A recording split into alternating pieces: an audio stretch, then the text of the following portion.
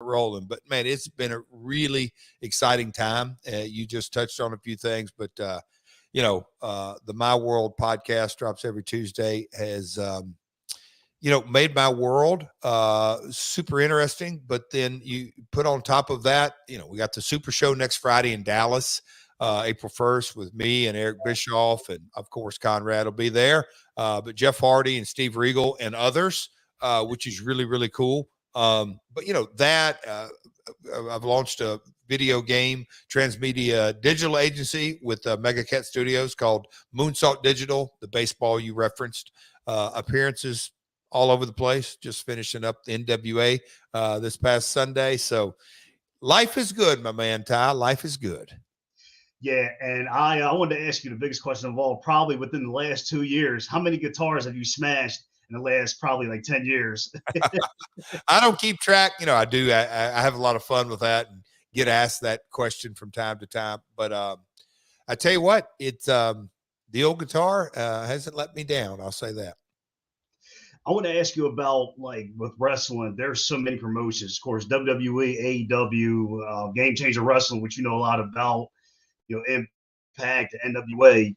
Like, do you think that's really a good thing for wrestling now, because everybody's starting to have more options and be able, which product to watch in the business?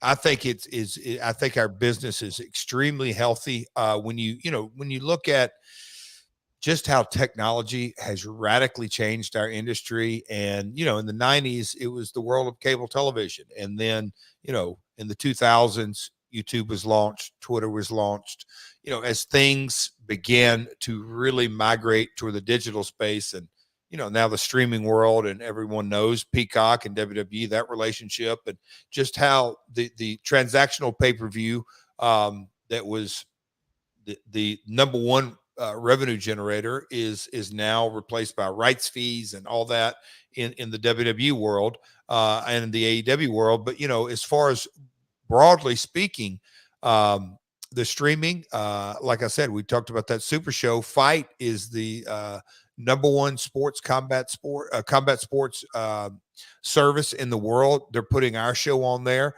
And not only can you watch it live, you buy it, you can watch it. It's on demand in your account. So technology has been very, very good to the industry in so many ways. It's also no longer a regional or even a national business. And it was candidly that up till I'd say 10 years ago, it was still a national country by country. But now, me and you can go right now to our buddies on YouTube and watch Lucha Libre, watch Japan, watch wrestling from India, from the UK, Germany, all points in between. So, like I said, technology has been very, very good to the industry.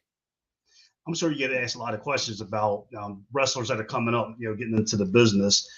Probably, as I'm sure wrestling probably doesn't change where you got to put the work in and training. But what would you tell somebody if they asked you about wrestling, probably compared to today, where how it was back then? 'Cause I'm sure it's probably involved, since, like you said, social media and everything. What would you tell somebody about wrestling today if they wanted to get into it? Well, when I go out and do different seminars from time to time, I tell the folks, in the 80s and 90s, we didn't have the luxury to go to YouTube. So what did we have to do? We had to watch as much live wrestling. I think somebody my age, I'll put my track record up against anybody, because I believe I've watched more live wrestling, or as much or more than anybody. And that was a gift. So, working 7 days a week as a kid for 7 years, and then WWF. And, I've watched a lot of live wrestling, and that's how you learn. Well, folks don't necessarily have that opportunity now breaking in to watch it live, but they have a massive opportunity that didn't even exist really even 10 years ago, 15 years ago, is go to YouTube and you can watch a body of Shawn Michaels work, or a body of, you name it, whatever it may be. You can watch, matches from the 70s, 80s, 90s, 2000s. That is something that I think, I will call it watching film, is so understated in today's development, that guys can go and watch of what worked, what didn't work, and then make it their own. So I tell folks, be a student of the game and have a passion, because, when you get in the ring, make the most of it. I was actually looking through some notes about, because like I said, I watched you growing up, and you had the Intercontinental title at least like 6 times. Does that still hit you here and there that you had that like 6 times? Because that's you're on that list of people who've had that belt, for a while, having it 6 times. And to this day, sometimes it strikes me that wow, that's quite a few times. And I was right in that era of the Attitude Era, is what's commonly known as, but still, you know, you look at 94, 95, and that's what I won at 95, or call it 93, just the evolution of that title. It still kind of amazes me in a few different ways that here we are all these years later, and the stat, Ty, that I'm a 6-time Intercontinental champion. That's pretty cool. It's one of the belts over that shoulder, my left shoulder. So, Now, I want to ask you, of course, I know you've lost like a lot of friends in this business. We're also Scott Hall passing away, and you and him has some classic IC title matches in your house pay-per-views back in the day. And what's if you had to think a couple of times, maybe one memory that's maybe last night or a couple of days ago, and she was thinking about Scott. I know you and him had some, times on the road and some of the greatest feuds in the business. I chuckled to a few folks the other day that Scott, in 95, into 94, into 95, I was around him more than I was anybody in my life. It just goes without saying. And we had tag matches, me and Sean against Razor and Diesel, and Road Dogs aside, and a lot of good times. But the teaching moments of working with Scott, because that was my first major title. I'd won regional titles in territories, whether it's my home territory or Puerto Rico or whatever it may be, or Texas. But having that opportunity to work with him, and that my first title, and how he would point out different things, and really I call them teaching moments. You can listen to this week's episode on My World. We talk about WrestleMania 11, and me and Scott, Road Dogg in my corner, X-Pac in his corner, and just kind of the chemistry all four of us had. But Scott was the senior member of that group, and he really taught everybody a lot. If you would listen to him, he'd sit you down and he'd teach you.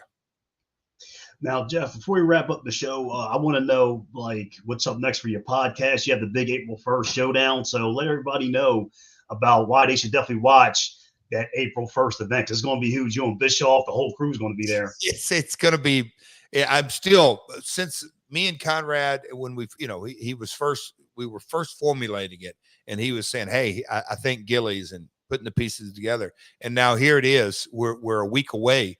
Friday, April 1st at Gillies, and just the lineup we have. If you would have said this time last year, if you really put the pieces of the puzzle, and Conrad would have told me, hey, Jeff, we're going to launch this podcast, and next Mania, we launched it, we announced it last year at Mania. So next Mania, we're going to do a stage show, and it's going to be you and Bischoff and Regal and Hardy. Nobody would have believed. I mean, you just think like and then the special guests we have lined up. No way. There's absolutely no way. But that's the wrestling industry. So we're going to get up on stage and have a lot of fun, tell some stories.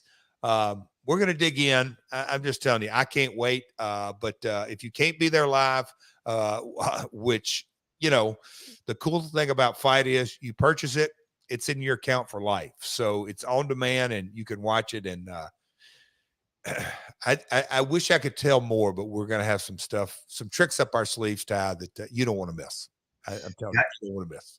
I definitely saw it on Fight, and I was like, I got to check this out too, because the prices on there are really good. So I've been seeing on your Twitter page. I was like, yeah, I'm gonna have to check it out. So you got me hooked in. Get you hooked in, brother. Good. But just let everybody know, the audience know, what can we, what's up next for your podcast and your busy schedule outside of April 1st. Well, my podcast, My World, drops every Tuesday wherever you can download a podcast. We're going to be talking about Lance Russell. We've got all kinds of things lined up, whether it's WCW, WWF/WWE, TNA, you name it, all points in between. We've got some special episodes coming up, but man, just the simple thing is, Ty, and I appreciate you giving me time, is all of my social media, Twitter, Instagram, and Facebook, all at Real Jeff Jarrett, at Real Jeff Jarrett. Dude, I appreciate you having me on. Ladies and gentlemen, the one and only Double J, Jeff Jarrett, the man with the strut. I can't do it worth a damn, but I tried anyway. But ladies and gentlemen, this guy is still doing big things, and he's a smash hit. Always will. Jeff Jarrett, live on the show. I'm Ty Asbury. Thank you for watching this episode of Off the Top Rope. Peace out. Jeff, thank you a lot, brother. Thanks, man. Thanks, Ty. Have a great afternoon, brother. Thank you, brother. Peace out, everybody. Have a great day.